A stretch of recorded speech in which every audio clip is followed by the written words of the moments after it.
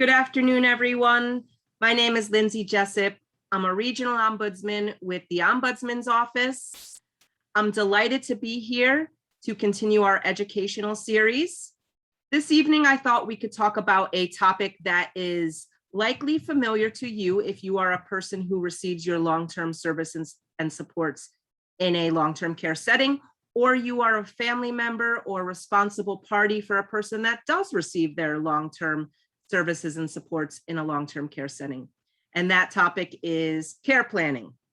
I thought we could take a little bit of a different approach to care planning and kind of hit some of the tactical and regulatory requirements for care planning as a way to hopefully equip you with some tools and knowledge to bring up and address with your long-term care home when it comes to care planning. So I hope that it's a useful segment for you. And again, if you do have any questions afterwards, please feel free to reach out to us. We are easily accessible, toll free on 1-866-388-1888 or via email at LTCOP@ct.gov.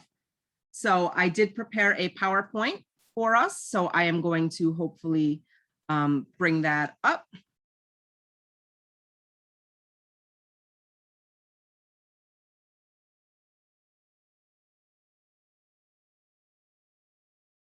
And hopefully you can see our main screen of the presentation there. So again, care planning to achieve quality care. Care planning is again, a requirement at each and every nursing home for each and every resident.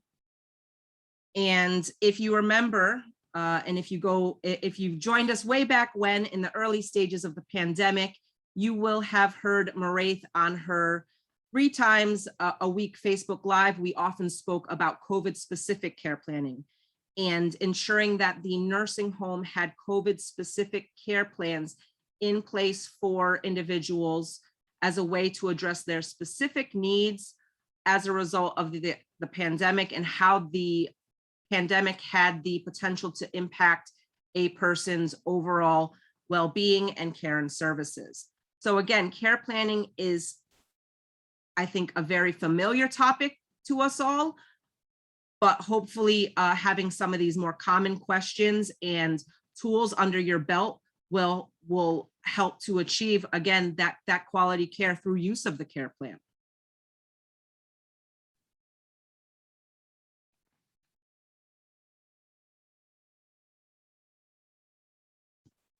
So at the start, once a person is admitted to a nursing home, a baseline care plan must be completed within 48 hours of admission.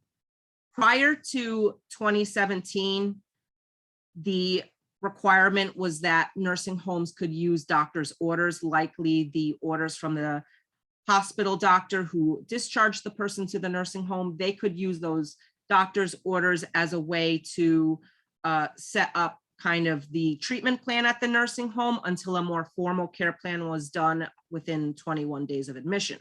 So since 2017, this has been a really helpful change, I think a important change, and one that helps guarantee better care, better person-centered care right from the start of someone's stay at a nursing home.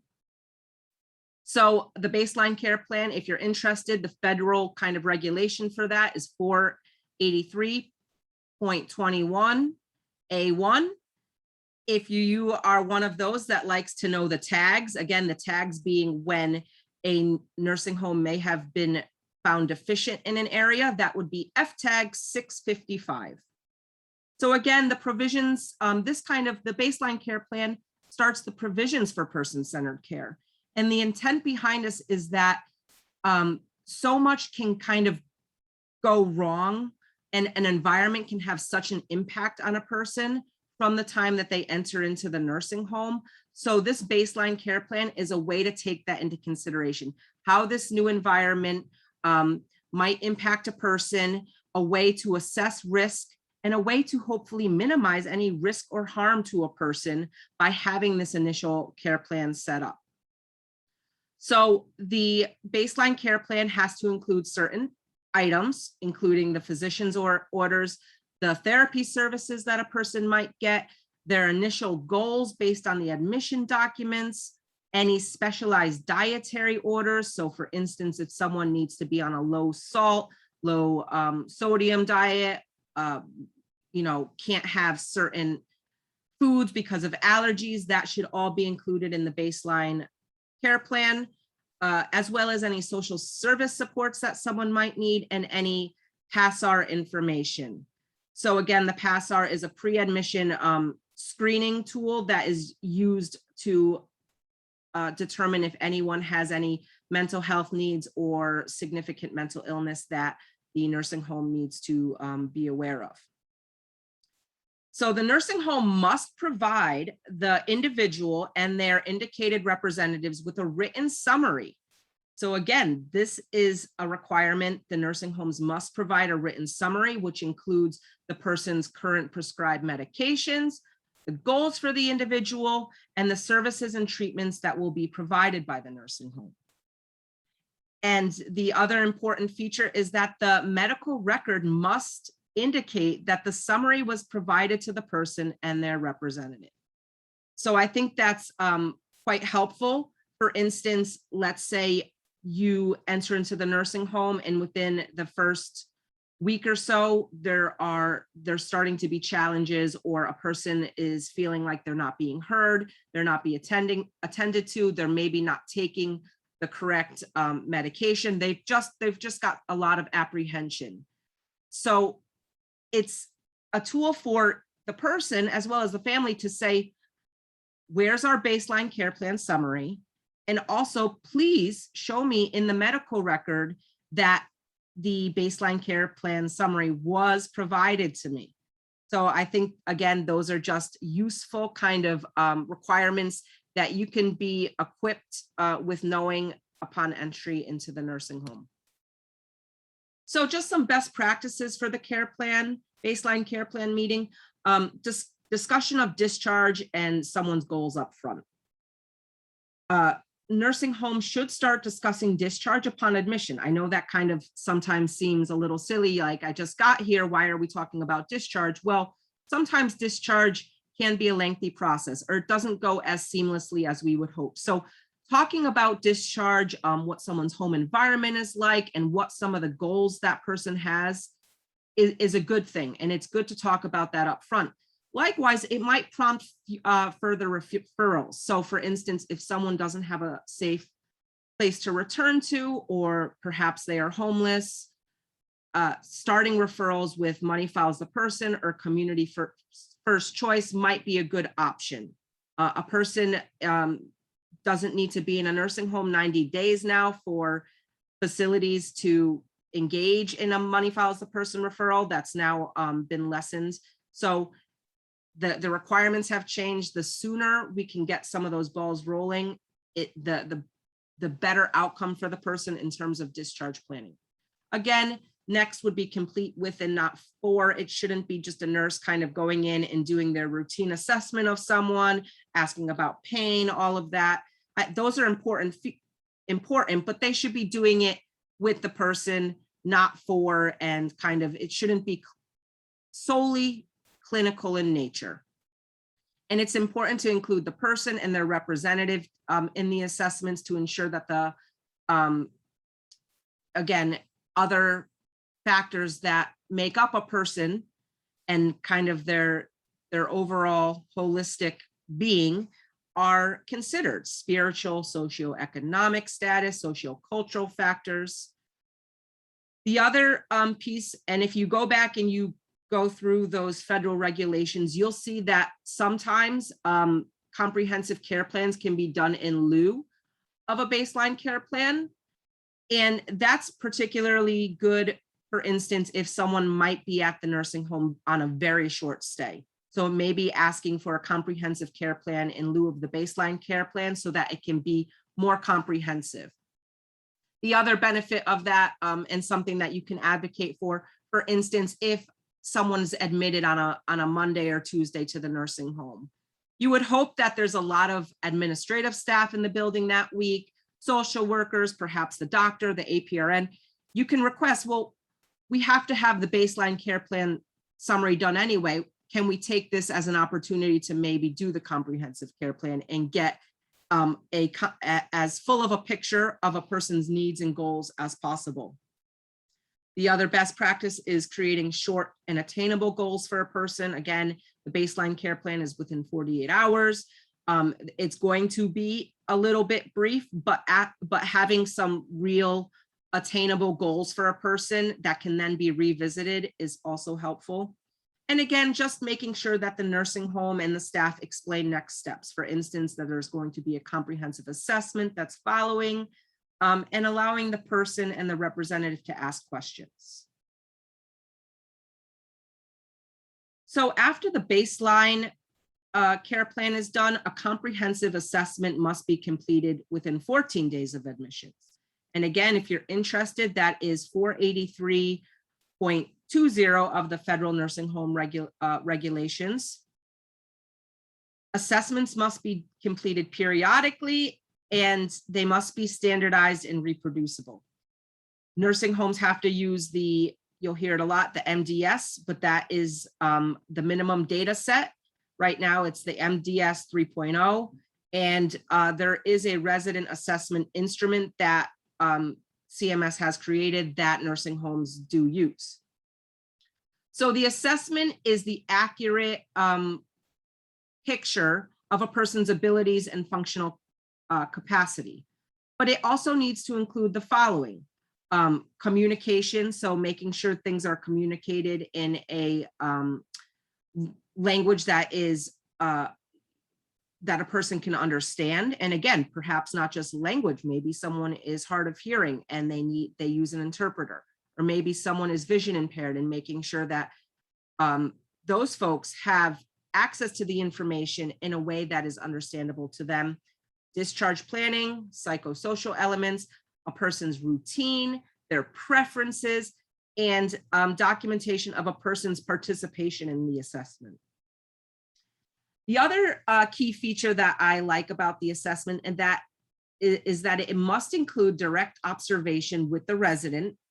Additionally, licensed and non-licensed direct care staff on all shifts should be consulted in order to complete the assessment. So again, it's not just this nurse on one shift or the MDS nurse going in, doing their observation, having a short conversation with the resident or their family member. It should be a holistic IDT, interdisciplinary team approach, where you are consulting with other members of the nursing home staff who do see the person on the regular, who may be able to add input into how they're doing or what they see as maybe some improvements or some challenges that a person's having. So I think that is a wonderful piece to the assessment, is making sure that it's not just one person doing the assessment, but that it must include input from people across all roles in the nursing home and across all shifts. So the assessment is done not less than every 12 months or within 14 days of a significant change in a person's physical or mental condition. So what is a significant change? So if we look at the federal language, a significant change is classified as a major improvement in a resident's status that will, one, not normally resolve itself without intervention by staff or by implementing standard disease-related clinical interventions. The decline is not considered self-limiting. 2, impacts more than one area of the resident's health status. And 3, requires interdisciplinary review and or revision of the care plan. This does not change the facility's requirement to immediately consult with the resident's physician of changes as required. So that's 483.20 B2II of the federal nursing home regulations. Again, if you like the F tags, it's F637. So just some examples of significant changes. So noted weight loss, or on the other hand, weight gain, injuries, fractures, injuries that result from falls, Hospitalizations requiring admission if someone had a sickness or a very bad infection, changes in their ambulation or transfer status, someone who was walking and then all of a sudden wakes up the next morning and they can't, or again, on the other side, someone who was having a hard time moving around their room, getting to the bathroom, and then all of a sudden is able to do those things, perhaps not use the walker the way that they needed to in the past. So those are all examples of changes. So best practices for comprehensive resident assessments. Know the person. Again, it's a requirement of the nursing home, and we'll talk about this a little later, to provide person-centered care and to have person-centered care planning in place. So know the person, know what a person's baseline condition is, their demeanor, their ADL status. So again, activities of daily living. Are they able to wash themselves, get dressed by themselves, feed themselves? Those are all ADLs. And again, I think demeanor is important because some people naturally are very soft-spoken, they're quiet, they're reserved, they're shy. And it's good to know those things. So you're not just saying, oh, that person's showing signs of depression. Well, it's not that they're depressed, they're just usually a little bit more introverted than extroverted. Again, knowing their preferences and their routine, I think that's so critically important. Some people like to have their breakfast in their jammies, read their paper, have their cup of coffee, and then get dressed. So making sure that all of those kinds of things are noted, so it's not saying, oh, they had to be, this person had to be prompted or cued 5 times before 11 a.m. to get dressed, and they, their memory, they weren't remembering the request. No, it's not that they perhaps weren't remembering, it's just that they like to lay in and have a lie-in each morning and get dressed after they've done a thorough read of the Hartford Courant. So again, establishing a relationship with the resident and with their family members or their preferred persons. That's, again, very important that you get to know the family gets to know the staff. Consistent staff assignment whenever possible. That is also seen as a best practice. I know right now with staffing in the nursing homes, that's a little bit difficult, but where that is possible, it is seen as a best practice. And reporting changes. So it's important for the frontline and direct care staff to report any changes, not just the significant ones. So any kind of changes that a person may see in a person, may be different from how they were yesterday, a little bit concerning, staff should report that, and they should feel okay in reporting that. It's good to report changes because they might be the beginnings of much larger changes that need to be intervened on medically or have some kind of treatment done. So always encourage staff to report changes and document those changes. And you can also request that the RN assess the resident and document. If you have a family member and you're concerned, you can certainly request that, when the RN is able to come and have a look at the resident, read through their notes for the last couple of days and do their own assessment. And you can ask them to document that. And as an individual in a nursing home and as a family member, you can certainly request copies of nurses' notes and any pieces of the medical record. So the rationale behind reporting changes is that reporting those changes may prompt another comprehensive assessment, followed by a comprehensive care planning meeting. So the more changes that potentially get reported may prompt another assessment and another care plan meeting. So it is good to report changes when you have concerns. So comprehensive care plan is developed within 7 days of that assessment. 483.21B of the Federal Nursing Home Regulations, again, FTAG F656. So person-centered, the care plan must be person-centered and encompass measurable goals, again, measurable goals, interventions, and timeframes to meet the person's desired outcomes. You should consider a person's medical, physical, nursing, mental and psychosocial needs. So again, not just their medical, very clinical needs, but looking at the person as a whole person and all of the factors that make up that person and all of the needs that they may have. Again, person's goal for admission and discharge. Nursing homes must document if a person's desire to return to the community was assessed and if any referrals were completed on a person's behalf. A person or their representative can discuss the care plan and changes to the care plan with the nursing home at any time.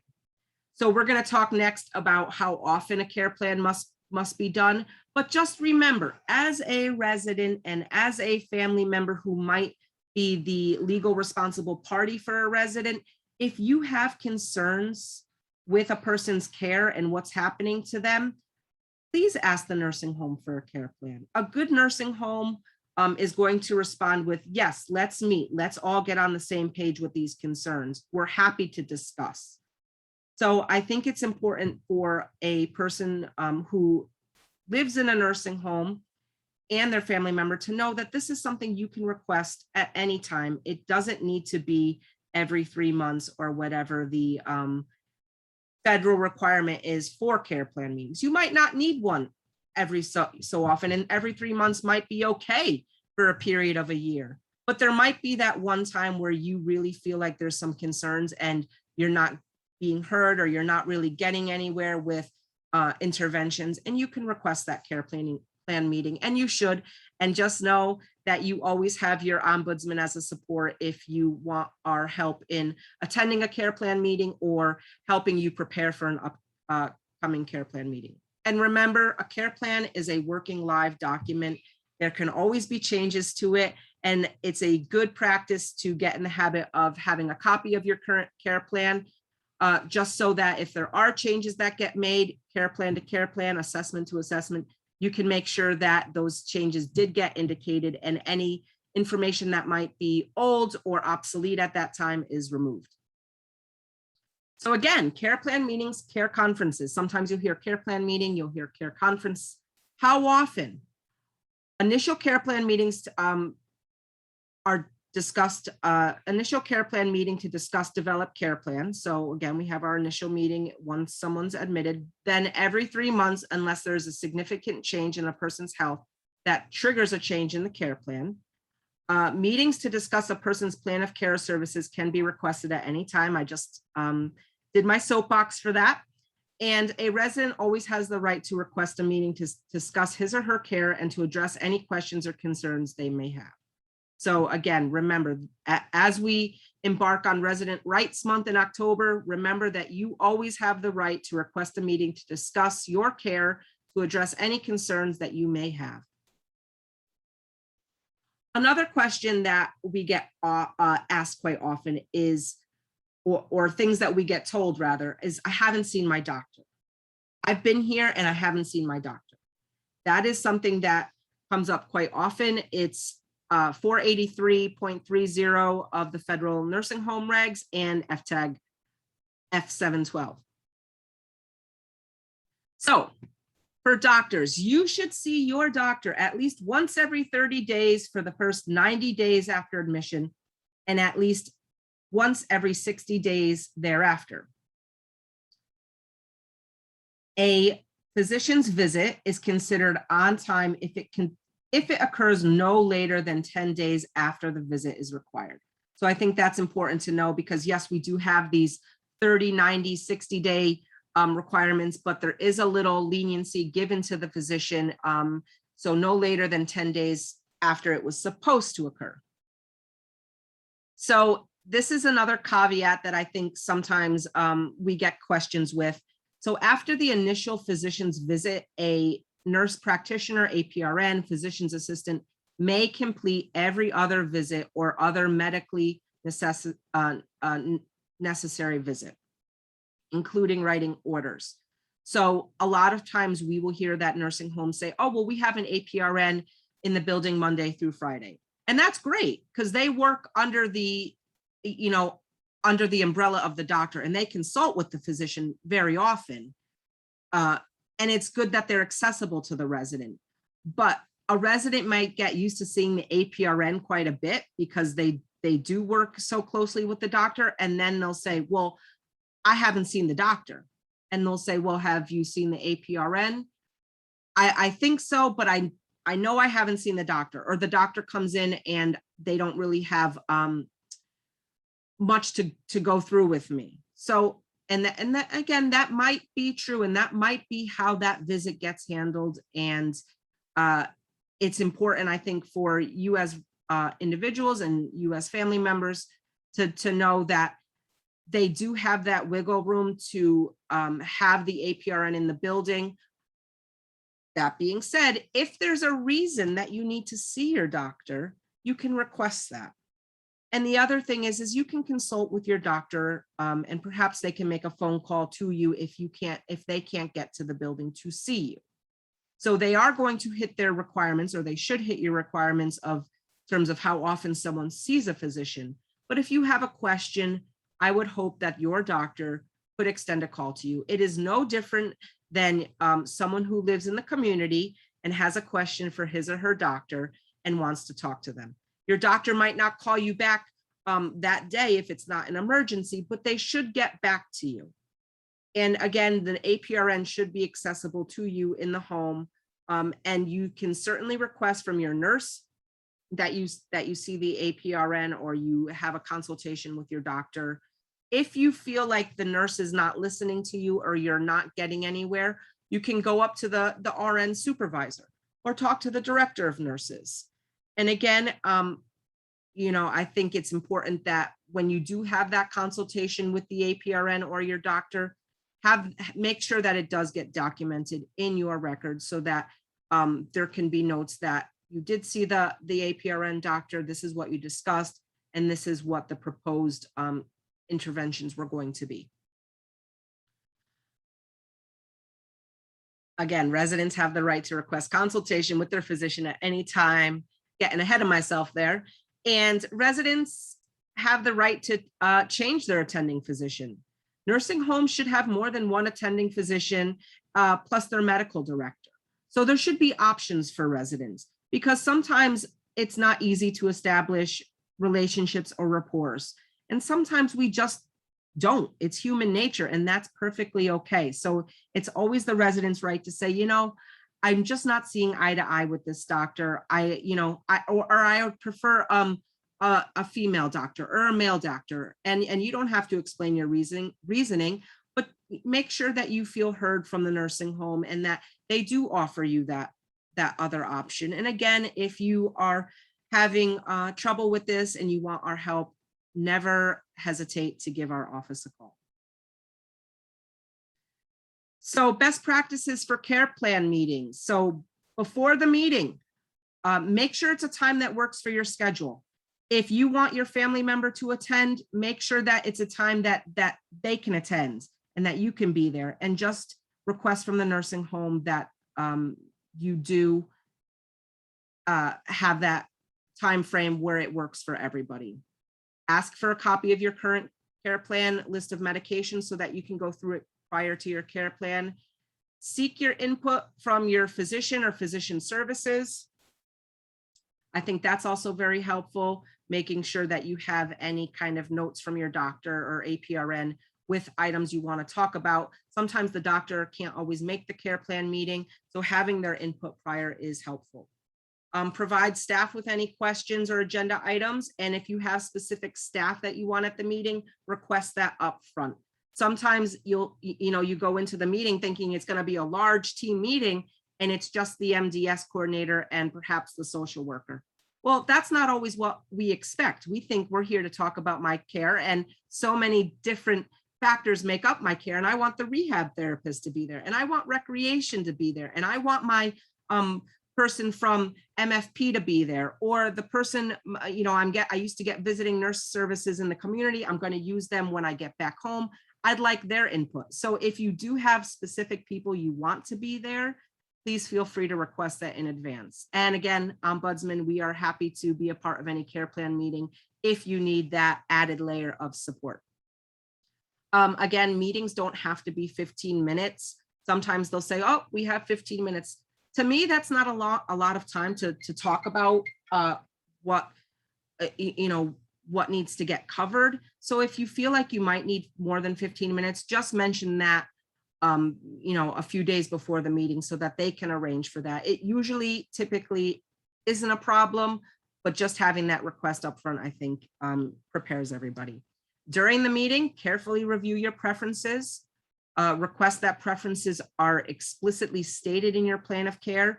The more specific and the more individualized your plan of care can be, the more person-centered it will be, and the more you will be able to guarantee that quality level of care.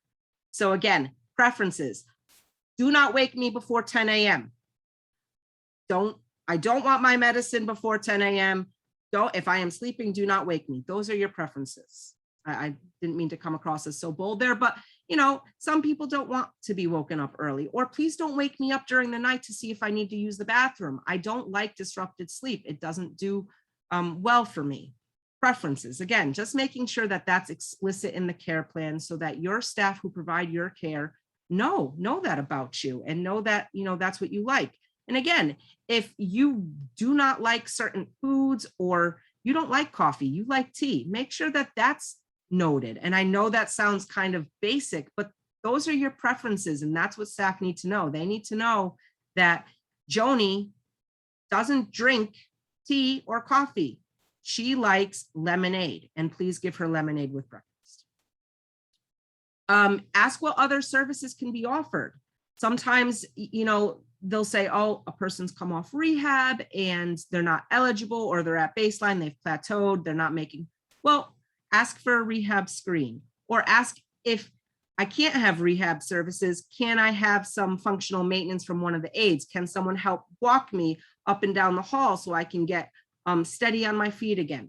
So make sure you ask what other services can be offered. Sometimes services from outside the facility, podiatry, dental, vision, any mental health services, they're likely going to assess that. But if you decline it and then you decide you want it, just make sure you feel comfortable asking for that. There's no harm in saying, I've been having a tough time. Maybe I would like to talk to someone, and maybe it'd be nice to have someone to do some talk therapy with. And again, if all your questions haven't been answered during the time frame, request a day and time to follow up and ask that day and time be solidified. Make sure it gets scheduled so that everybody knows that it's coming, everybody knows to expect it. So after the meeting, some of the things you can do: request a copy of the care plan, determine that the care plan is being followed.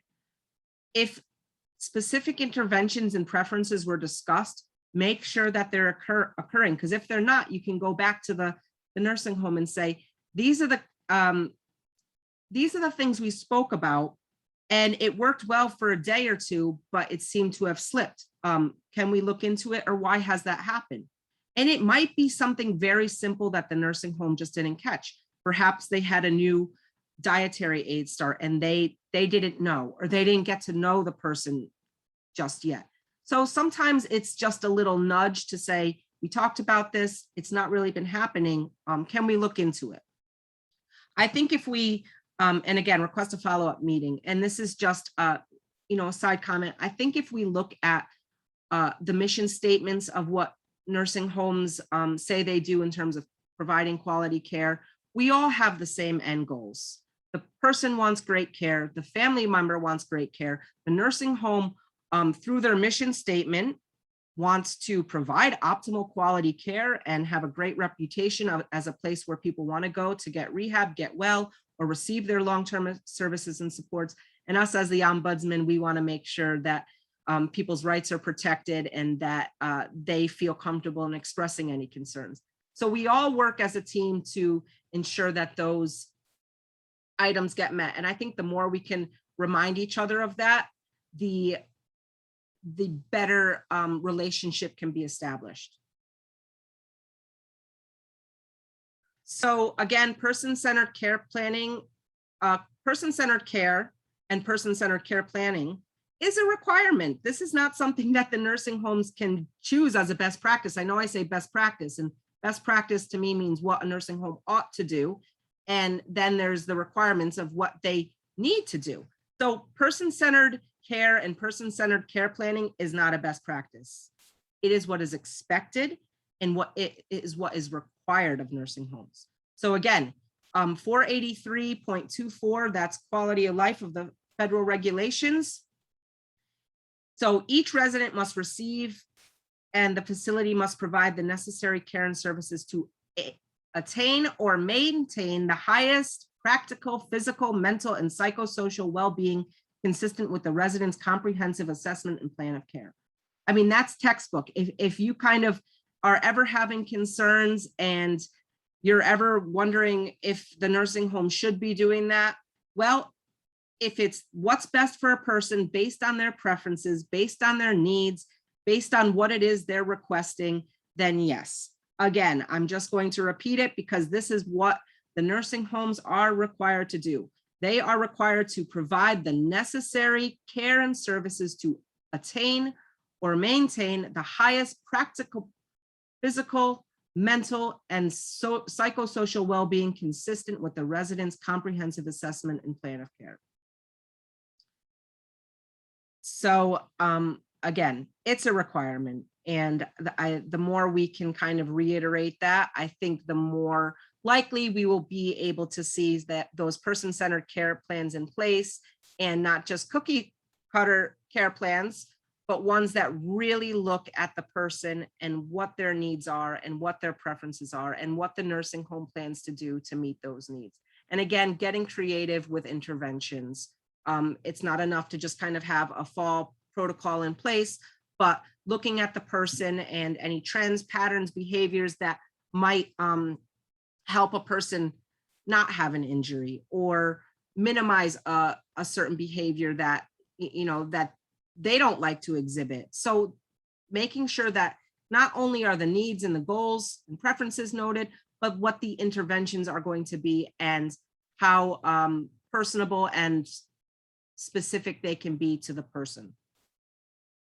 This is something that I thought I would just put in there, and I'm leaving it to the end because it's not necessarily about person-centered care planning or care planning, but it's about the facility assessment. And this was a newer regulation as well, part of the, I think the mega rule, and that's 483.70, and it's the facility assessment, and it's FTAG 838. So every year the nursing home must complete a facility-wide assessment.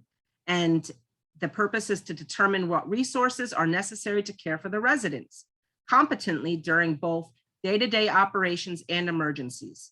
So again, it needs to be updated at least annually. And the assessment must consider things such as the number of residents and the care needs of each resident. So we talk about staffing a lot, and I know that's been a hot topic for us, for you guys, for our residents, for our legislators, and just nationwide, the concerns with staffing in nursing homes. And the facility assessment needs to take into consideration their staffing needs. And those staffing needs are probably a direct result of the care needs of each resident. So again, the more specific your care plan could be, the more specific in the needs, I think the better outcome for staffing in terms of that facility assessment. Because if residents have very specific needs that are indicated in the care plan, that's going to be a reflection in the assessment. And if you take a look at the FTAG, not the FTAG, but the regulation itself, or maybe the FTAG, CMS does offer some guidance to nursing homes, and you'll see part of their guidance is, although not required, facility staff are strongly encouraged to seek input from the resident, family council, residents, their representatives, or family and families, and incorporate that information as appropriate when formulating their assessment. So when doing the assessment, the nursing home and their administration should really be going to the residents, the resident council, the family council. And if you don't have a family council, it's a great time to start one. We have our statewide family council kicking off soon. So the more input that you as individuals and you as family members can add to the assessment, to a person's care plan, I think the better overall result of achieving that quality care, not just for you or your loved one, but for everyone in the home. That potential is there. And then just again, the assessment needs to include the evaluation of disease and conditions and physical and functional cognitive status acuity of the resident. So again, it really needs to consider all those factors, and that assessment will have a direct impact on how the nursing home operates and their staffing levels. So again, just for instance, if there are 120 residents in a particular nursing home and 20 of them transfer via Hoyer lift. Remember, Hoyer lifts generally, well, all times in nursing homes are a 2-person transfer. So that's going to impact staffing. So just knowing the acuity level in the nursing home, that the administration needs to know that. And the more, again, individualized the care plan could be in terms of this person transfers with 2 for queuing, or this person requires assistance of 2 with daily hygiene, the better I think outcome of that assessment will be in terms of things like staff. So I hope that makes sense. And I hope that this has been a good presentation, and we touched on some issues that or some topics, not issues, topics that we don't always know in terms of care plan, because there's so many great resources on care planning. And I do have some of those for you here. Hopefully this presentation can be posted on our Facebook and on our website. So Consumer Voice, just wonderful resource for everyone. And I know we talk about Consumer Voice all the time, but these are links that bring you straight to some of their resources on care planning. And again, just some other great resources, the Center for Medicare Advocacy, with their links to nursing homes and appeal rights, Medicare appeal rights. And again, not necessarily specific to care planning, but good to know, and good to know how to advocate for rehab services or during appeals. Massachusetts Advocates for Nursing Home Reform. This is a 1-pager about care planning and a lot of the things that we just talked about today. So I think that's just a great resource. It's a 1-pager. It's easy to print out. It's easy to carry with you. So I hope you do use that. Justice and Aging, they did a wonderful 25 common nursing home problems and how to resolve them. They've recently updated it to include COVID-19 specific scenarios. So another great resource. And then again, the Long-Term Care Community Coalition out of New York does wonderful webinars, free webinars for family members, volunteers, ombudsmen. They do a lot with staffing and releasing of staffing data and collating it on their website so that you can go take a look. So another great resource, and they partner a lot with the Center for Medicare Advocacy. So just some great national and other state resources that I thought you would find helpful. So again, it's been such a nice time to spend with you this evening to discuss care planning. If you have any questions or you want to offer any feedback, we'd welcome to hear it. You can contact us again toll free on 1-866-388-1888 or via our email ltcop@ct.gov. So thank you again, and hope